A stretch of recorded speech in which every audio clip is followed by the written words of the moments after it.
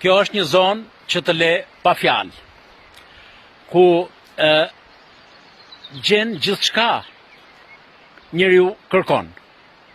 Lumejt, përrenjt, uji i pishëm, pisha, pra një zonë e mbuluar me gjelbërim.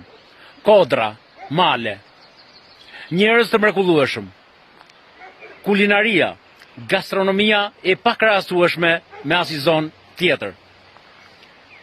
Unë ndiem pa fjalë kur vi këtu. Jo vetëm se kam lindur në këtë vend, por sepse të parët tanë kanë qenë jashtëzakonisht të dashuruar me këtë trevë. Ashtu duhet jemi edhe ne.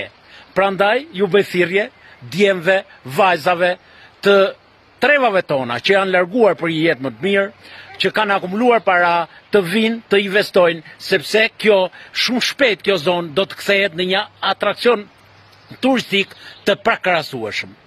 Ne do të punojmë dhe do të krijojmë mundësitë apo do të bindim organet e pushtetit të investojnë dhe të bëjnë rrugën. E vetmja gjë që i mungon kësaj treve, sepse të tjerat janë. Mjafton që të bëhet rruga dhe të rimodelohet mënyra e të menduarit, të konceptuarit për një agroturizëm dhe turizëm malor. Jam një njeri që në këtë zonë nuk gjej fjalët e duhura për të pasqyruar realitetin, sepse, siç dhe e thash, gjithçka këtu është e mrekullueshme, por duhet rruga. Edhe këtu në Stranik është një vend i mrekullueshëm që vlen të vizitohet, sepse anvisat tona me gatesën e mrekullueshme do të bëjnë që vizitorët të rikthehen, por jo vetëm vetë, por dhe me miq dhe të tjerë që duan të eksplorojnë dhe të shikojnë bukuri prallore në zona të ndryshme të Librazhdit, të qarkut Elbasan dhe mbar Shqipërisë. Unë shikoj që bëhen promovime të her pas hershme në zonat e veriut. Absolutisht i respektojmë dhe i duam shumë ato zona, por po të vizitohen zonat tona janë të mrekullueshme. Kanë një deficiencë në krahasim me ato, sepse nga që s'ka rrugë, nuk ka investime, por janë të virgjëra dhe patjetër që së shpejti do të futen në eficiencë të plotë, ku do të kthejnë një ekonomi të pakrahasueshme me zonat e tjera. Strava i fshat me njerëz fantastik.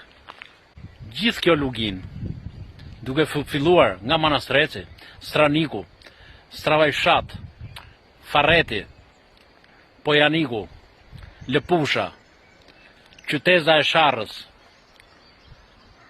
Gropa e Madhe, Bratila, Lirazi, janë vende në qoftë se do të bëhet rruga, këto treva të mrekullueshme do të vizitohen me qindra e mira turistë vendas dhe të huaj. Do të ketë një transformim rrënjësor, qoftë në mentalitet, qoftë në ekonomi, por dhe në zhvillimin rural të gjithë komponenteve të infrastrukturës. Zoti qoftë me ne dhe na ndihmoft në realizimin e projekteve madhore. Zoti ju bekoft.